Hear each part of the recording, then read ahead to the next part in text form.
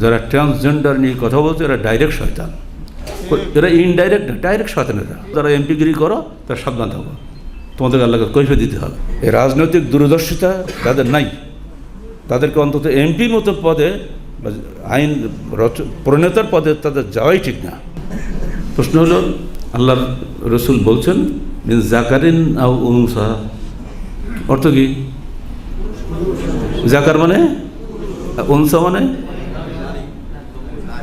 হিজড়া আছে, ট্রান্সজেন্ডার আছে।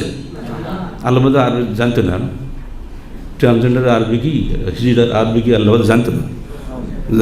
যারা ফেকা পড়ে তারা জানে ও খনসা মাস্কেল, খনসা আছে না, খনসা পর্যন্ত, খনসা মানে হিজড়া। কিন্তু আসলে এর লিঙ্গ দুটাই, লিঙ্গ কখনো তিনটা নয়। তবে ওটার প্রতিবন্ধী, চিকিৎসা করলে সেরে যায়, চিকিৎসা করলে সেরে যায়। এবার একটা এই বিষয়ে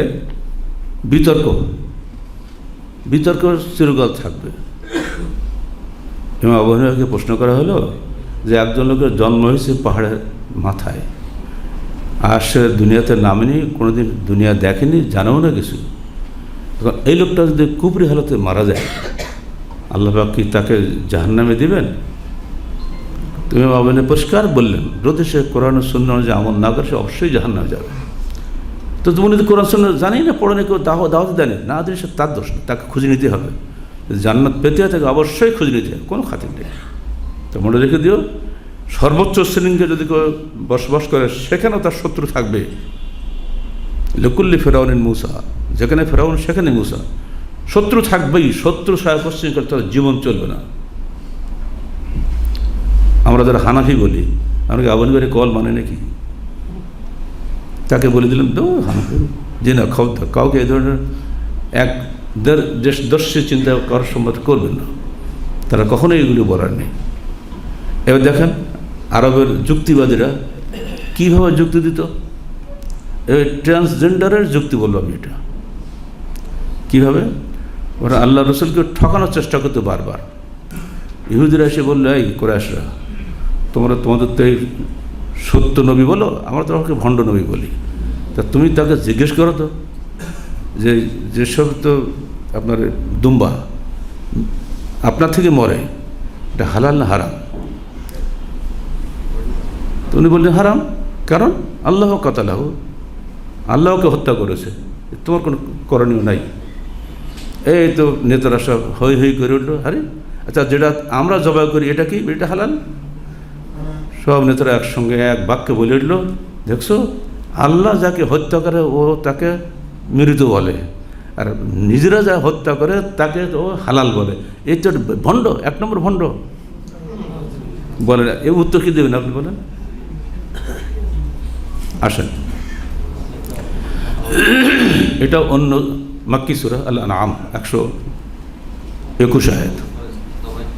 আল্লাহ বলছেন, ওয়াইন্না শায়াতিনা লা ইউহুনা ইলা আউলিয়াইহিম লিইউজাদিলুকুম ওয়া ইন আতা'তুমুহুম ইন্নাকুম লামুশরিকুন। পরিষ্কার উত্তর হয়ে গেল। দেখো শয়তানরা ওহী করে, মানে উস্কে দেয় ভেতরে ভেতরে, এলা আউলিয়াইহিম, তাদের বন্ধুদের কাছে, লিইউজাদিলুকুম, যাতে তারা তোমার সঙ্গে ঝগড়া করে। ওই যে বললো যে মৃত মরে গেছে, ওটাকে হালাল বলেন উনি হারাম বলেছেন, এটা হচ্ছে তার অপরাধ। শুধু ঝগড়া লাগানোর জন্য এরা এগুলো বলে, কোনো উদ্দেশ্য নেই, ভালো মন্দ কোনো উদ্দেশ্য, শুধু ঝগড়া লাগানোর জন্য, এরা ঝগড়া বাঁধানোর জন্য। আর বললাম পায়ে কি পায়ে পা দিয়ে ঝগড়া লাগায়, বাংলা বলি না, এরকম বলতো আল্লাহ রসুলকে কি বিবাদে ফেলেছে এই শয়তানগুলো, অত তারা নেতা। এদেরকে আল্লাহ পাক ডাইরেক্ট শয়তান বলে দিয়েছে। যারা ট্রান্সজেন্ডার নিয়ে কথা বলছে এরা ডাইরেক্ট শয়তান, এরা ইনডাইরেক্ট না, ডাইরেক্ট শয়তান এরা। আর এটা এমন শয়তান, পিছনে পিছনে প্রধানমন্ত্রীকে ভুলিয়ে ভালিয়ে বা উনি না জানায়, ভেতরে ভেতরে কতগুলো কমিটি থাকে না, মন্ত্রী পরিষদ কমিটি, তার একটা কৃষক কমিটি থাকে, মোট 3টা কমিটি পাস না হলে কোনো আইন হয় না।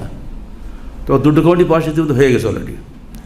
গত বছরের 31শে মার্চের প্রথম আলোয় আমি কি রিপোর্টটা পড়েছি, প্রথম যে হিজড়ারা আগামীতে জাতীয় সংসদে তাদের পৃথক প্রতিনিধিত্ব দাবি করবে। সহজ সরলভাবে, তাও তো ঠিক, ওদের তো একটা প্রতিনিধি দরকার। সহজ মনে করে যারা এগুলো করে আইন, তাদের কাছে কানে কানে ঢুকিয়ে দিয়েছে। ইতিমধ্যে যেহেতু ভারত করে ফেলেছে, আর ভারত তাদের গুরু, ভারত যা বলে এটাই করে, তো নিজস্ব কোনো অস্তিত্ব নাই। এখন সেইটা নিয়ে অলরেডি 3টা ধাপ পার হলে তো আইন হবে, তো 2টো ধাপ পার হওয়া শেষ, মানে একটা ধাপ বাকি জাতীয় সংসদে প্লেস করে পাশ করে দেওয়া। আর জাতীয় সংসদে বলছে এখন তার জি হুজুর মার্কা জাতীয় সংসদ, এত কোনো হিসাব মধ্যে সংসদই না এটা, কিন্তু সবাই মিলে সাপোর্ট দিয়ে হ্যাঁ হ্যাঁ এই বলে হা জাজুক হলো, হ্যাঁ জাজুক হলো, হ্যাঁ জাজুক হলো, মরে ঠেলে দিয়ে পাশ। এই হলো আইনে দেশ, চিন্তা নেই ভাবনা নেই, হ্যাঁ জাযুক্ত হলো। এইটাকে বাকি আছে। তার আগেই আমরা বলছি ওই জয়যুক্ত কথা খবরদার তওবা করো, যারা এমপিগিরি করো তারা সাবধান থাকো, তোমাদেরকে আল্লাহকে কৈফিয়ত দিতে হবে। আর আমাদের এই চট্টগ্রামের বাবাজি মহিবুলকে বলছি, তুই বাবা মন্ত্রী হয়েছ, তোর বাবা ছিল এখানে 16 বছরের কী বলে মেয়র, তার সে একটা শক্ত ভূমিকা রেখেছিল বলেই ইন্ডিয়া এখানে জাহাজ ঢুকাতে পারেনি। এখানে ওই যে কী বলে ট্রানজিট তো বহু আগেই হয়ে যেত, শুধু মেয়র মহিউদ্দিনের কারণেই এখানে ট্রানজিট ঢুকতে পারে নাই। আমি তাকে আন্তরিকভাবে কৃতজ্ঞ তার প্রতি আমি, কিন্তু এইটা এখন চালু হয়ে গেছে, এখন ট্রানজিট দিব। আর বাকি নেই কিছু। আর এখন ভারতের 1358 মাইল রাস্তা এখন মাত্র 218 মাইল একটা হয়ে যাচ্ছে। এখন বাংলাদেশ পরদ রাজ্য হয়ে গেছে, আমাদের রাষ্ট্র লাগবে না। এই রাজনৈতিক দূরদর্শিতা তাদের নাই, তাদেরকে অন্তত এমপির মতো পদে, আইন প্রণেতার পদে তাদের যাওয়াই ঠিক না। যাই হোক, আমি এই সংখ্যা আমাদের তাহারিকটা আপনারা পড়বেন, এ বিষয়ে বিস্তারিত আলোচনা আমরা করেছি সম্পাদকীয় নিবন্ধে। সেখানে একটা বিষয় আমরা উল্লেখ করেছি, বলেছি হেডিংয়ে, কিন্তু আছে হেডিংটা কী দিলে হবে? হ্যাঁ, বানরবাদ, ট্রান্সজেন্ডার, এরপরে কি হেডিং আমাদের এবারে সম্পাদক আসতেছে, প্রিন্ট হয়নি বোধ এখনো। বানরবাদ কে চালু করেছে বাংলাদেশে? বানরবাদ বোঝেন তো?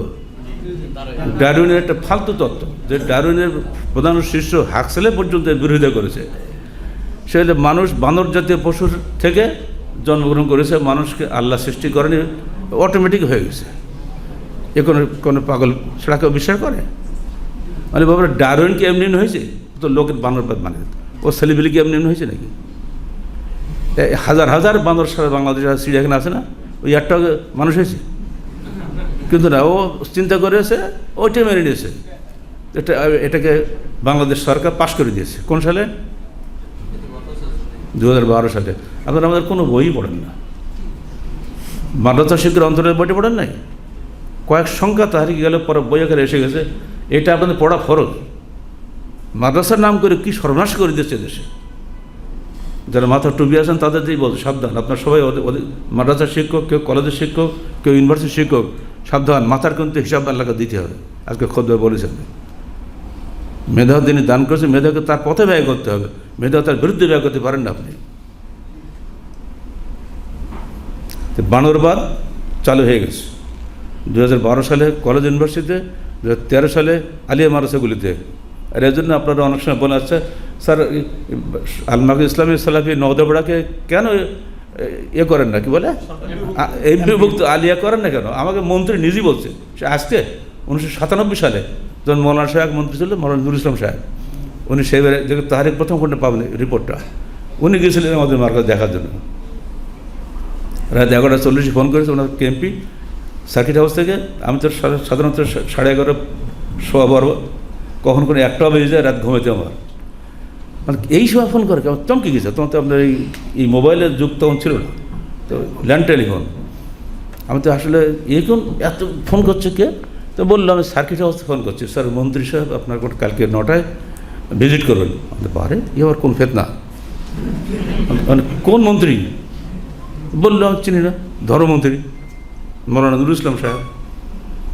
তাহলে মন্ত্রী আসলে বিপদ, আমাদের কাছে সকাল 10টা ক্লাস।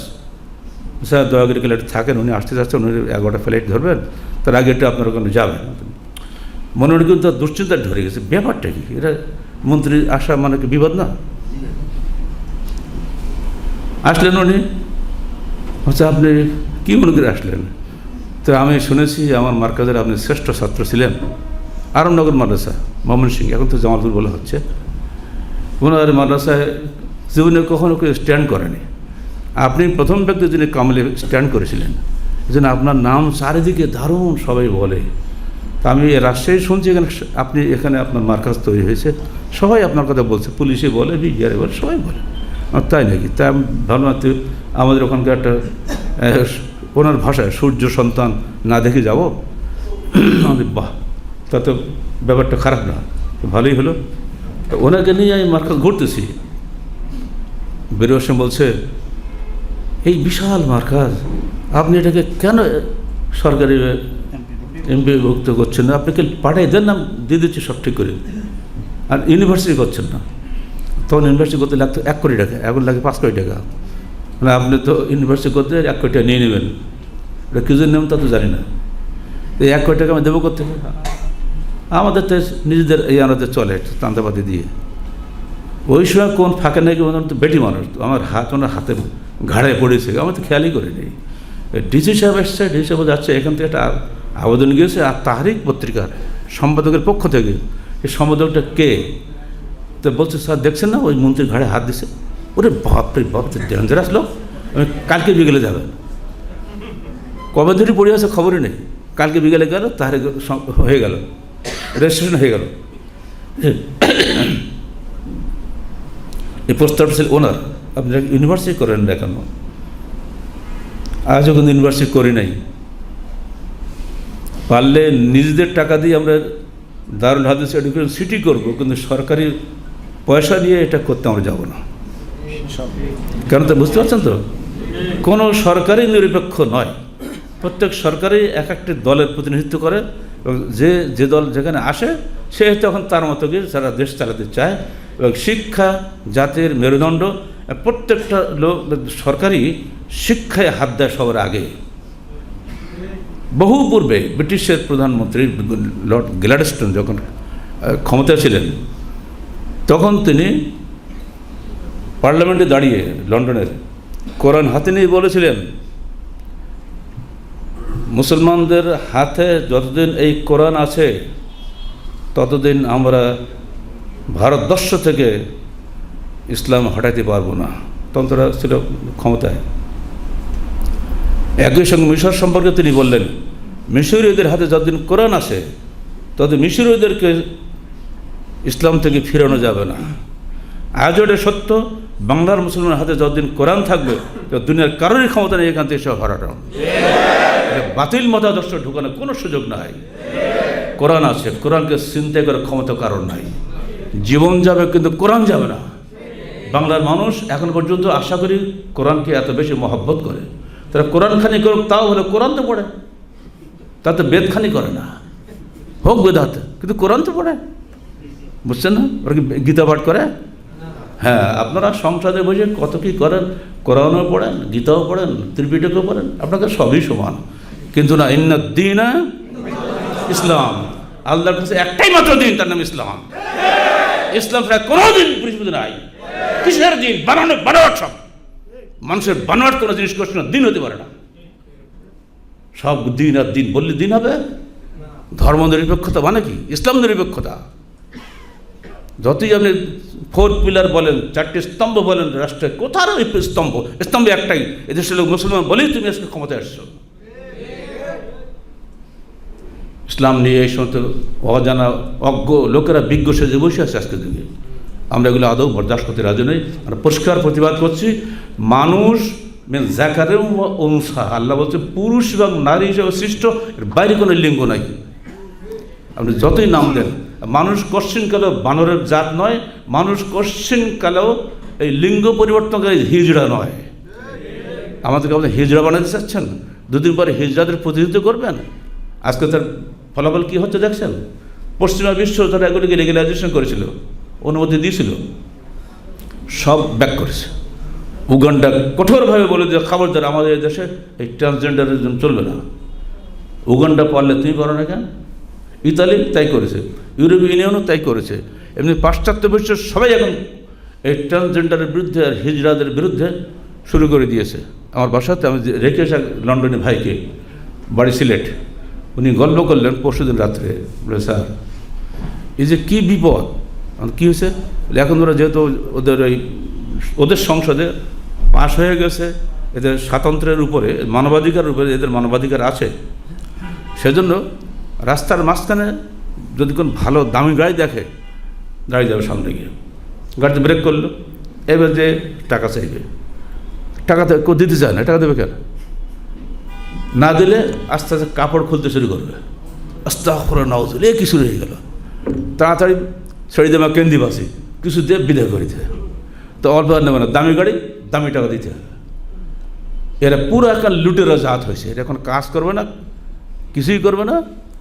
এইভাবে করে রাস্তাঘাটে মানুষের বিপদ হচ্ছে, কারণ তারা দিনাদিন মামলা করে দেয়। ওদের মামলা করা খুব সহজ, ওই ফোনে বললে মামলা হয়ে যায়, কারণ আমাদের মানবাধিকার লঙ্ঘন করা হয়েছে। মানবাধিকার লঙ্ঘন হচ্ছে ওদের, যে তোর টাকা চাচ্ছে, টাকা তুই দিচ্ছ না কেন, কথা বলছেন? ও বললে ভাই এখন টাটকা ফেতনা, বলে আমি তো কদিন আগে লন্ডনতে এসলাম, এখন টাটকা ফেতনা, এখন এগুলো চলছে। তো এখন ইংল্যান্ড চিন্তা করছে এদের মানবাধিকার যেটা বললাম লিগ্যালাইজেশন বন্ধ করে দিয়ে, ওরা বন্ধ করবে। দেখা যায় পুরো পাশ্চাত্য বিশ্ব যেটাকে ঘৃণা ভরে প্রত্যাখ্যান করেছে, বাংলাদেশ এটা কেমন করে গ্রহণ করতে পারে? কোশ্চিনকালে এটা হতে পারে না। বাংলাদেশ যদি আমাদের দেশ হয়, যদি মুসলমানের দেশ হয়, এদেশের প্রত্যেকটা মুসলমান কোরআন পড়তে করতে চাইবে না, করবেও না, কিছুই করবে না। যদি ক্ষমতা থাকে, সাহস থাকে, ভোট দিলে এরপরে কজন লোক ভোট দেয় দেখেন, ভোট তো আপনি নেবেন, একবার নিয়ে নিয়েছে 5 বছর ধরে জুলুম করবেন। এই সমস্ত ভোটাভুটির মধ্যে আমরা যাই না, কারণ শয়তান সবসময় লা ইউহাউনা ইলা আউলিয়াইহিম, শয়তান সবসময় তার আউলিয়াদের কাছে, অর্থাৎ তার বন্ধুদের কাছে কানে কানে উস্কে দেয়, এইটা করো সেইটা করো। দেখছো তো, আল্লাহ যেটা মারে ওইটা বলে হারাম, আর বান্দা যেটা জবাই করে ওইটা বলে হালাল। এ কোন ধরনের নবী?